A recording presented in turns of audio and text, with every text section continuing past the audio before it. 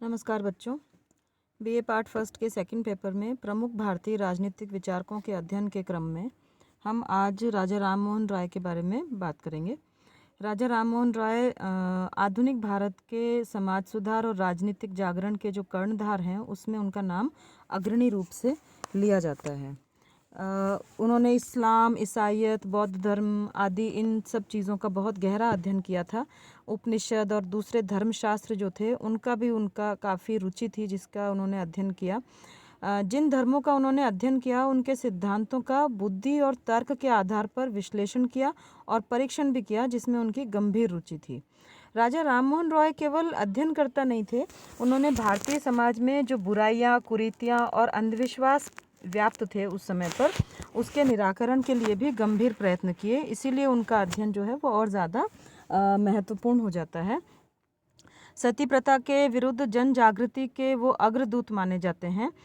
स्त्रियों की शिक्षा के अधिकार, विधवाओं के पुनर्विवाह, पर्दा प्रथा का विरोध, इस तरह की जो भी बुराइयां थी उसमें उन्होंने समाज को जागृत करने में महत्वपूर्ण भूमिका निभाई। 1828 ईस्वी में उन्होंने ब्रह्म समाज की स्थापना की। इसके माध्यम से उन्होंने भारतीय अद्वैतवादी दर्शन को प्रतिष्ठित करने का प्रयास किया और अपने कार्य और अपने आचरण के द्वारा यह भी सिद्ध किया कि धार्मिक पुनरुत्थान, समाज सुधार के जागरूक प्रयत्न और राजनीतिक चेतना एक दूसरे के पूरक हैं और सहगामी हैं, साथ साथ चल सकते हैं। उनकी कई उन्होंने पुस्तकें लिखी, जिसमें से प्रमुख पुस्तकें उनकी हिंदू उत्तराधिकार कानून के अनुसार स्त्रियों के प्राचीन अधिकारों पर आधुनिक अतिक्रमण से संबंधित टिप्पणियाँ, प्रेस पर नियंत्रण के विरुद्ध सर्वोच्च न्यायालय एवं सम्राट को याचिका, अंग्रेजी शिक्षा पर लॉर्ड एमहर्स्ट के नाम एक पत्र, ईसाई जनता के नाम अंतिम अपील, यूरोपवासियों के भारत में बसने के संबंध में विचार, भारत के न्यायिक एवं राजस्व प्रणाली पर प्रश्नोत्तर, ये सारी उनकी कुछ प्रमुख रचनाएं हैं। उन्होंने बांग्ला में कुछ चीज़ों का अनुवाद भी किया, बांग्ला में और अंग्रेज़ी में, केनोपनिषद और ईशोपनिषद, इन दो चीज़ों का। उनके विचारों पर जिन चीज़ों का प्रभाव पड़ा, यानी कि भारतीय समाज में जो भी उस समय पर विद्यमान विकृतियां थी, कुरीतियां थी, उनका बहुत नकारात्मक प्रभाव पड़ा और जिस कारण से उन्होंने इन कुरीतियों को धर्म और आध्यात्मिकता के माध्यम से इनको ख़त्म करने का विचार लोगों के बीच पहुंचाया। उनके राजनीतिक विचार जो हैं, उन्होंने अपने जो भी उनका कार्य किया, उन्होंने जो भी समाज सुधार किए, उसके बीच में से उनका विचार मंथन करके हम उसमें से राजनीतिक विचार जो हैं उनको समझने का प्रयास कर सकते हैं। इनके जो राजनीतिक विचार थे उनको उदारवाद की श्रेणी में रखा जा सकता है। तो इनको हम बिंदुवार देख लेते हैं। व्यक्तिवाद और राष्ट्रीय स्वतंत्रता। राजा राममोहन रॉय ने व्यक्ति के प्राकृतिक अधिकारों की पवित्रता का समर्थन किया। वो जीवन, स्वतंत्रता और संपत्ति धारण करने के अधिकारों को व्यक्ति के प्राकृतिक अधिकारों के रूप में स्वीकार करते थे हमेशा। वे व्यक्तिगत स्वतंत्रता और मानव अधिकारों को भारतीय सामाजिक परिस्थितियों के अनुरूप ढालना चाहते थे। ये कहा जा सकता है बहुत अच्छे तरीके से कि राजा राममोहन रॉय व्यक्तिगत स्वतंत्रता में राजकीय हस्तक्षेप जो था उसको उचित नहीं मानते थे। वो फ्रांस की राज्य क्रांति के आदर्शों से बहुत अधिक प्रभावित थे और फ्रांस की राज्य क्रांति का जो प्रेरक वाक्य है, स्वतंत्रता, समता और भ्रातृत्व, उससे बहुत ज़्यादा वो प्रभावित हुए और इस प्रभाव का उनके विचारों में बहुत रिफ्लेक्ट भी होता है कि किस तरीके से ये इतना प्रभाव उनके विचारों पर था।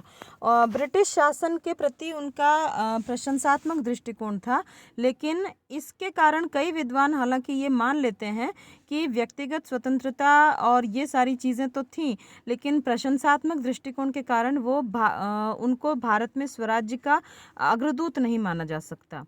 दूसरा बिंदु, प्रेस और अभिव्यक्ति की स्वतंत्रता। राजा राममोहन रॉय ने भारत में समाचार पत्रों की स्वतंत्रता के विचार का समर्थन करने और उसके लिए सक्रिय प्रयास करने वाले जो व्यक्ति थे उनमें वो सर्वप्रथम माने जाते हैं।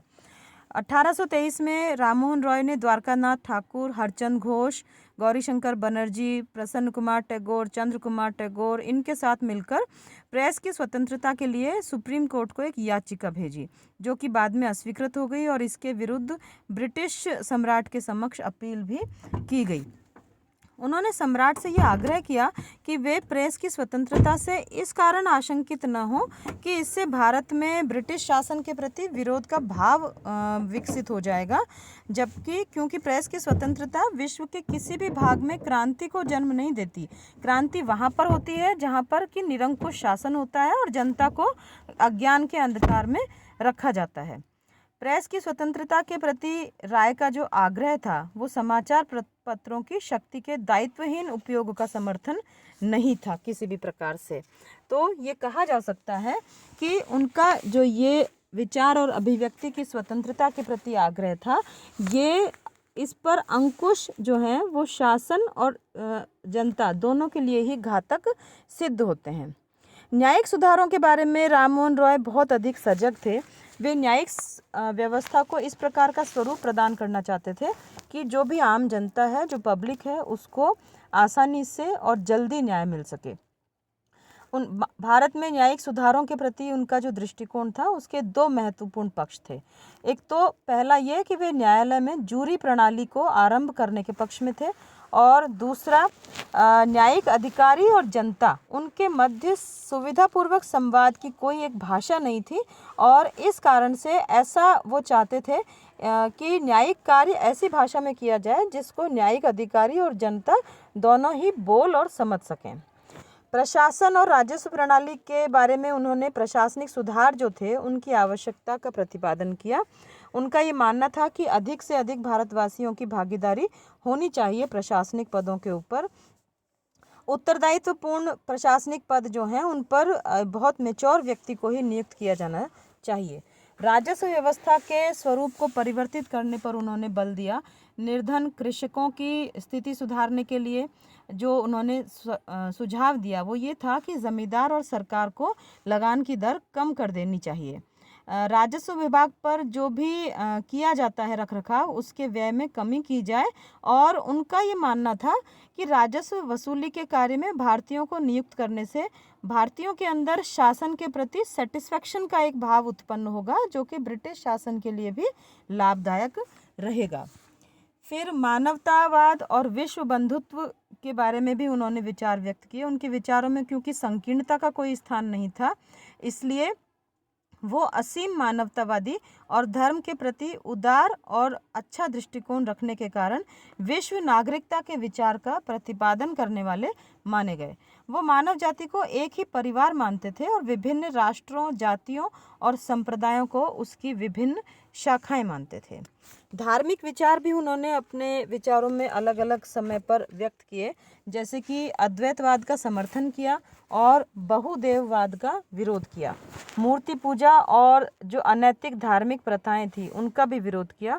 अंधविश्वास जो उस समय पर समाज में व्याप्त थे उनका भी राजा राममोहन रॉय ने विरोध किया। तो एक तरीके से कंक्लूड करके ये कहा जा सकता है कि अनेक उनका जो एक उनका कोटेशन हम यहाँ पर देख लेते हैं, जो उन्होंने एक बहुत अच्छी बात कही। अनेक प्रबुद्ध ब्राह्मण मूर्ति पूजा की निरर्थकता और ईश्वर की आराधना की अन्य पवित्र पद्धतियों से भली भांति परिचित हैं, लेकिन धार्मिक रीतियों, आयोजनों और मूर्ति पूजा से जुड़े हुए पर्वों में उन्हें अपना हित, सुविधा और सौभाग्य दिखाई देता है, और इसी कारण से वो धर्मशास्त्रों के अपने ज्ञान को आम जनता से छिपा कर रखते हैं और पूरी शक्ति से निरर्थक परंपराओं और आडंबरों को प्रोत्साहित करते हैं। इसका मतलब वो धर्म के विरोधी नहीं थे, वो पूजा के और इन चीज़ों के विरोधी नहीं थे, लेकिन इसके साथ में जो प्रपंचकारी या इस तरह की चीज़ें, बेकार की परंपराएं, निरर्थक परंपराएं और आडंबर जो जुड़ जाते हैं समय के साथ में, उनका उन्होंने पूरा व्यापक विरोध किया।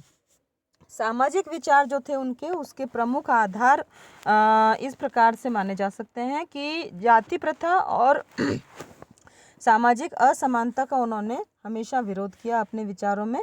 सती प्रथा का विरोध किया, विधवाओं के पुनर्विवाह का समर्थन किया।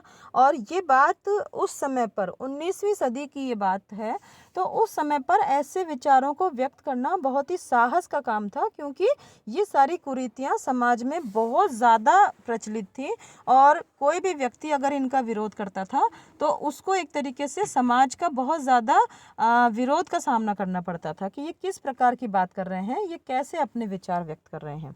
स्त्री स्वतंत्रता का उन्होंने बहुत समर्थन किया कि स्त्रियों को समाज में समानता का स्तर प्रदान किया जाना चाहिए। स्त्रियों को उन्होंने बौद्धिक और मानसिक क्षमताओं में बराबर का माना हमेशा। हिंदू स्त्रियों को संपत्ति में उत्तराधिकार नहीं दिए जाने को वो अन्यायपूर्ण मानते थे। रूढ़िवादी और संकीर्ण विचारों का हमेशा वो विरोध करते थे।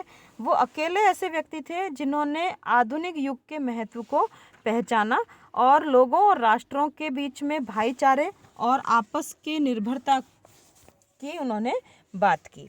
आर्थिक विचार जो उनके रहे उसमें व्यक्तिगत संपत्ति का उन्होंने समर्थन किया।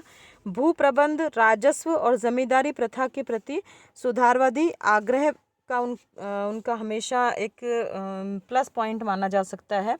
आर्थिक विकास के लिए विदेशियों के द्वारा पूंजी निवेश को उन्होंने प्रोत्साहन देने जैसे विचार व्यक्त किए। तो एक तरीके से जो उनका कंट्रीब्यूशन रहा, हम इसको अगर कंक्लूड करें कुछ अपने वर्ड्स में, तो उनका जो योगदान रहा वो एक महान समाज सुधारक थे।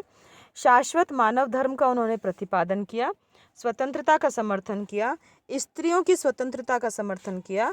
इस प्रकार से जो भी समाज सुधार उस समय पर चल रहे थे उसको राजा राममोहन रॉय ने दिशा और वैचारिक आधार प्रदान किया। Thank you.